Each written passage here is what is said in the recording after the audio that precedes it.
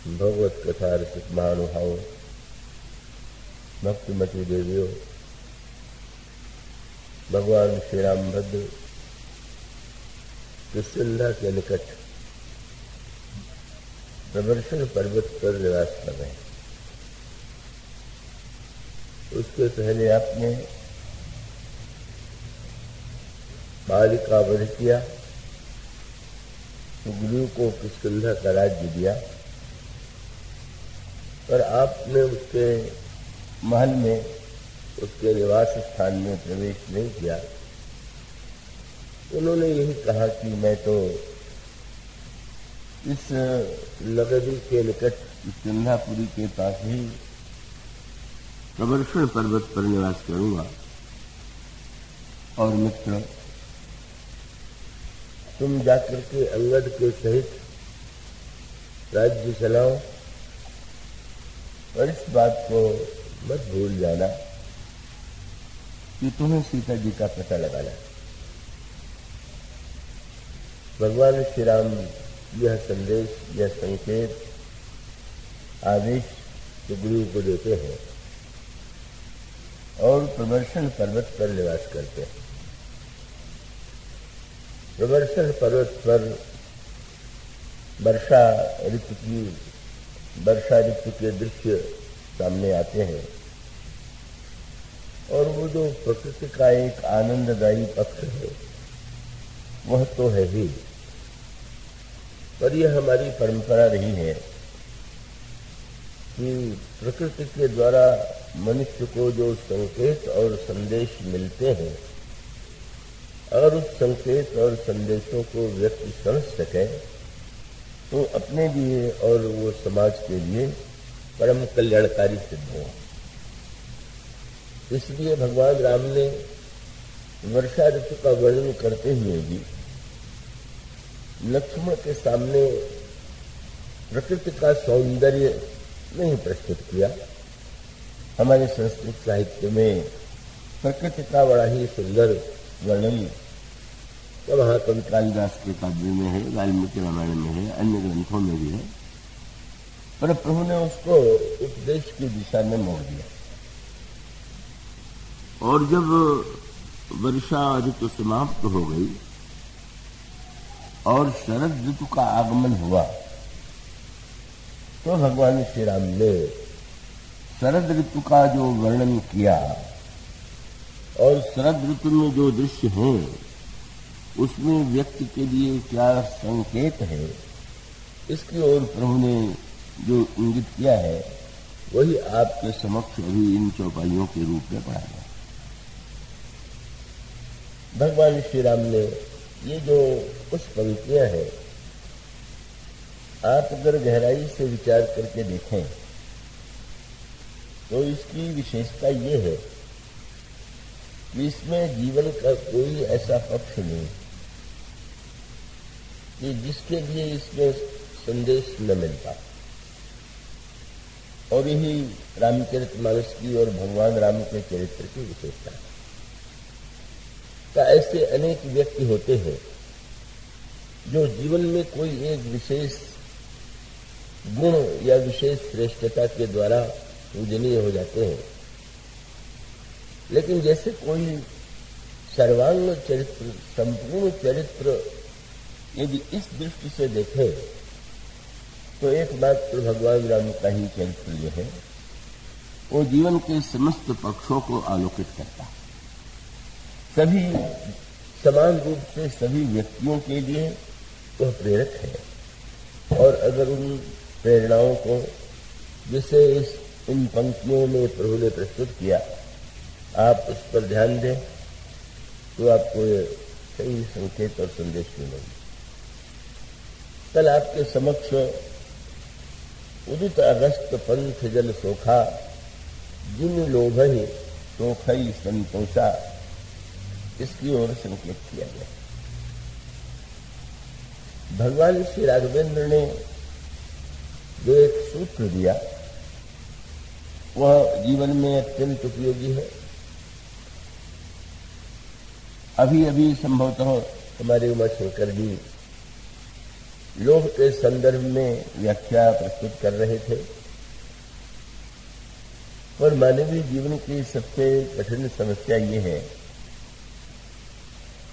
कि एक ओर तो इन वृत्तियों को जिसे हम दुर्गुण के रूप में कहते हैं, दुर्वृत्ति के रूप में कहते हैं,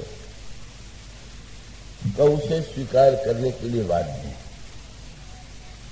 और दूसरी ओर जिसे हम दुर्गुण और दुर्वृत्ति कहते हैं, उस पर विजय प्राप्त करने का संदेश इन महान ग्रंथों में दिया गया।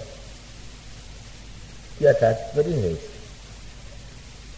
यहां पर जिमि लोभन सोखई संतोषा का इसके संदर्भ में मैं आपका ध्यान आकृष्ट करना चाहूंगा कि जैसे ब्रह्मचर्य गुण है, दान गुण है, क्षमा गुण है, शील गुण है, का इसका पता तो सभी को है। इन्हें हम गुण के रूप में स्वीकार करते हैं और किसी व्यक्ति में यदि यह गुण होता है तो हम उसे समझते हैं कि यह व्यक्ति पूजनीय है। किंतु जिन वृत्तियों को काम क्रोध लोभ के रूप में जिनकी निंदा की गई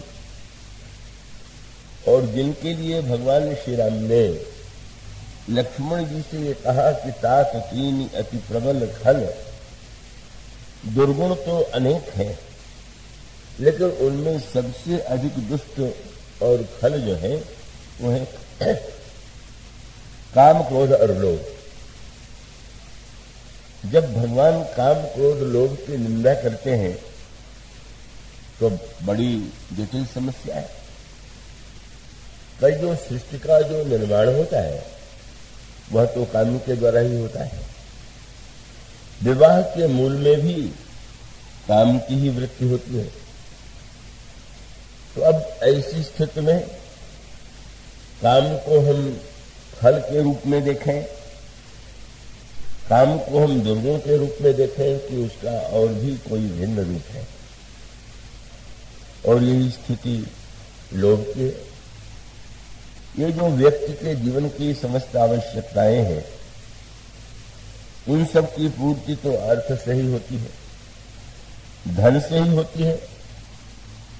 और धन यदि व्यक्ति उपार्जित करता है तो हम उसे किस दृष्टि से देखें?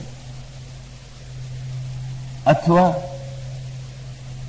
कई बार ऐसी घटनाएं घटित होती हैं जो बहुत भयानक होती हैं, बहुत बुरी होती है। और उन घटनाओं को देख करके अगर हमको ये लगे कि शांति और अहिंसा ही सबसे बड़ा धर्म है, तब तो उसका अभिप्राय ये है कि फिर वो अन्याय के विरुद्ध लड़ने की भी जो प्रेरणा व्यक्ति को प्राप्त होती है वह तो क्रोध के द्वारा ही होती है। कि जब मनुष्य अन्याय के विरुद्ध व्यक्ति के मन में आक्रोश होता है तो आक्रोश ही उसे प्रेरित करता है। और तब काम क्रोध लोभ की निंदा का तात्पर्य क्या है? और अगर आप देखेंगे तो यहां जो सूत्र हैं उन पर दृष्टि डालिए। जल जो है जीवन के लिए कितना उपयोगी। जल के बिना तो व्यक्ति का जीवन ही नहीं चल सकता और इसीलिए जल के अनेक नामों में से एक नाम जीवन है। पर वो सूत्र तो बड़े महत्व का है। दो पंक्तियों पर दृष्टि डालिए कि मार्ग में जो गड्ढों में जल होता है वह भी तो जल ही है, नदी में जो जल है वह भी जल है, सरोवर में जो जल है वह भी जल है, और सड़क पर वर्षा ऋतु में का व्यक्तियों के चलते हुए सड़क की टूट फूट से उसमें जो जल एकत्र हो जाता है वह भी जल है। किंतु ये जो कीचड़ भरा हुआ जल है, क्या इसे हम जीवन की संज्ञा दे सकते हैं? क्या प्यास लगने पर कोई व्यक्ति का ये सोचेगा कि वो उस कीचड़ से भरे हुए जल को ही पी ले? और इसका सीधा सा तात्पर्य यह है कि वो जल का जो दो पक्ष है, एक ओर अगर जल मलिन है, गंदा है, तो अनेक अनेक रोगों को जन्म देने वाला है। जल के द्वारा कितने रोग उत्पन्न होते हैं इसके विषय में आप पढ़ते होंगे, सुनते रहते होंगे और अनुभव करते रहते होंगे। तो इसका अभिप्राय है कि जल जीवन भी है, और जल जो है वो मनुष्य के जीवन में रोगों की सृष्टि करके उसको विनाश की दिशा में भी ले जाता है। और तब गोस्वामी जी ने जब लोभ को जल की संज्ञा दी तो उसका सांकेतिक पक्ष क्या है? उसका अभिप्राय यह है कि अगर व्यक्ति के अंतःकरण में जैसा जल है वैसे मनुष्य के जीवन में अर्थ है, संपत्ति है, तो सारा संसार, सारे संसार का व्यवहार तो व्यक्ति के जीवन यापन और जीवन निर्वाह के लिए धन की आवश्यकता है। तो वस्तुतः जैसे जल अपेक्षित है, लेकिन उस जल की गंदगी, जब उस गंदे जल को हम पिएंगे तो हम रोगी होकर के मृत्यु की दिशा में बढ़ेंगे। इसी प्रकार से ये जो वृत्तियां हैं, तो इन वृत्तियों की सबसे बड़ी समस्या यही है, इन वृत्तियों में व्यक्ति के जीवन में मलिनता, अंतःकरण मलिन हो जाता है, मन मलिन हो जाता है।